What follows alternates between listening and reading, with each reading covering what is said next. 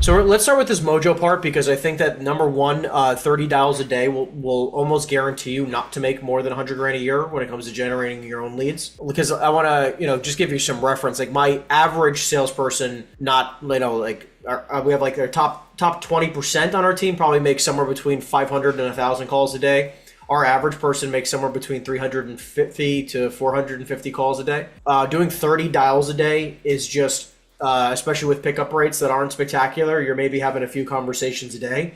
So it's like you're thinking, if you think about it just on a conversation basis, you're probably having what, 2 to 5 conversations a day? About, yeah. And Yeah. it ranges from 30. I mean, I've done 75 a day. I would say consistently because there are appointments throughout the day, but it's just taking forever to call and hand dial. So I want to I would tell you bottle. just don't ever take today and just say I'm never hand dialing again. This is I'm telling you, hand dialing in this day and age is literally like having a car and then just walking everywhere or taking a bike. Okay, so that's just not how we can do this business anymore. Or using instead of using your iPhone, you're using like a rotary phone. That's exactly what it is when you're hand dialing these days. So I'm gonna share my screen just so you can see uploading a lead list real fast because I want to just kind of give you this quick gauge. So this is exactly what I do. So maybe you can tell me. So Reonomy, the package that I have, it's 1,000 exports a month. Do you have an upgraded account where you can do more than that? Yeah, I mean we have like 25,000 exports. How do you know how much more it is per? $100 per month per thousand. Just to give you some reference here, right? So, anyways, this is one screen. This is typically how I have my setup. I have a huge curved screen, like a 35-inch curved screen behind me. So I have this set up behind me, and I split my screens in half. So I have my Mojo and my Reonomy. Let's say I'm dialing. Let's say that this lead comes up. I would just highlight this, right? I would highlight that address as it pops up on Mojo and just drop it right here. So as soon as they pick up the phone, I say, "Hey, John, I'll jump into it, and then I'll click on this and we'll start talking about the property." So I have it pulled up literally within 3 seconds of them answering the phone, so I can do my research as we're talking. I would just keep the reference point of like you're not going to be able to do the research in its entirety before you dial. Like that's like that you're just going to think about that is not the process because we would prefer to have 30 conversations a day versus 3, right? Yeah. And then one, and like instead of the only reason why, or the only downfall that we're going to have, the only con is that we're not going to be able to research every property beforehand.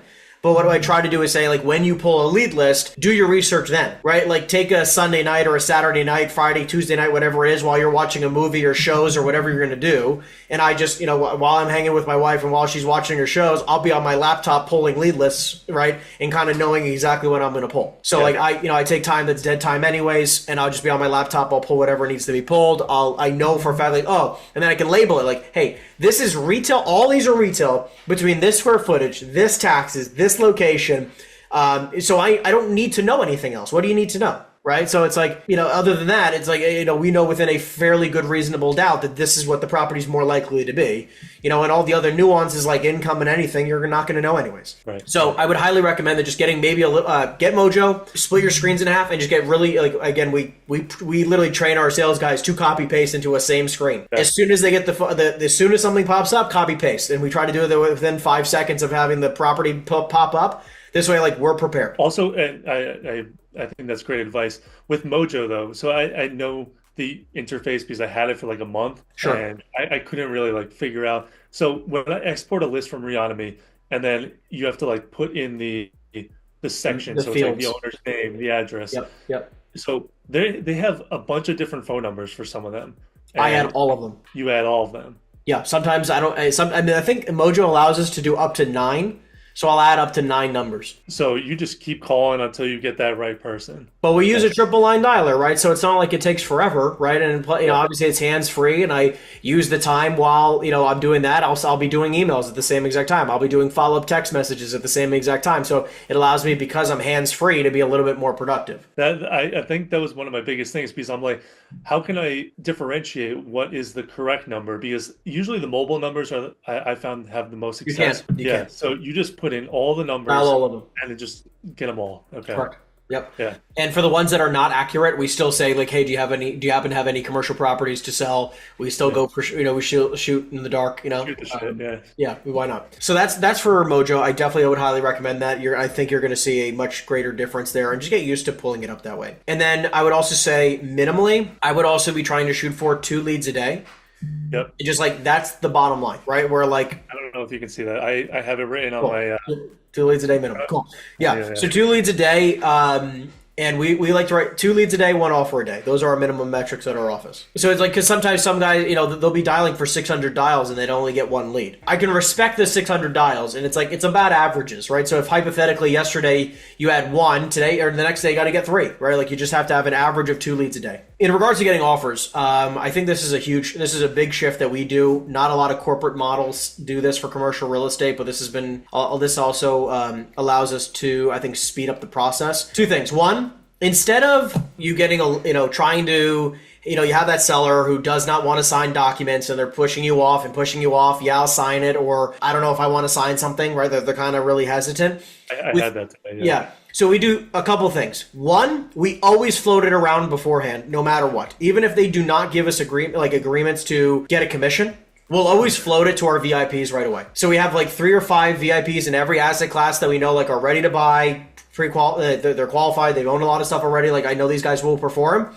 We'll always float it to them first, okay? And what we'll do is we'll float it to them at a higher, like if a seller says we want $3 million, we'll float it at 3.5. So we'll float it real quick at 3.5, and it's just like, listen, this guy's looking for an offer, wants to be off market, does not want to list it for sale, but it's basically if he doesn't get his price, he's probably not going to sell it. What I need from you is just a price in which you can perform on, based on the information I can provide you. And sometimes they'll come out with an offer of $2 million.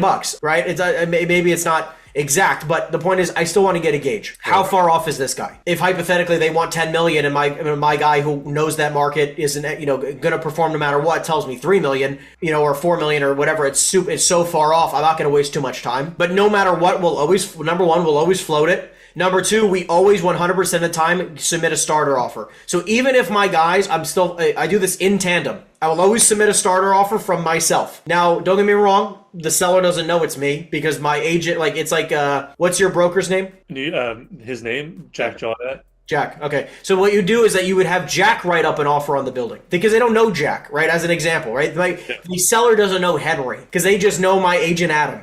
Okay. Yeah. So Adam, as an example, or my agent would write up the offer in my name. I'm the buyer. What happens now is that I'm submitting an offer because I already know where the property's going to trade. I just submit it at 20 or 30% less than where I know it's going to trade. Now, within 24 hours of me speaking to this seller, and they're not willing to sign a commission agreement, they're not willing to sign exclusive rights to sell, all this type of stuff, we've already submitted 2 to 3 offers. Like, we are speeding up that process to basically condense the time frame in which the seller has any thoughts in regards to pricing.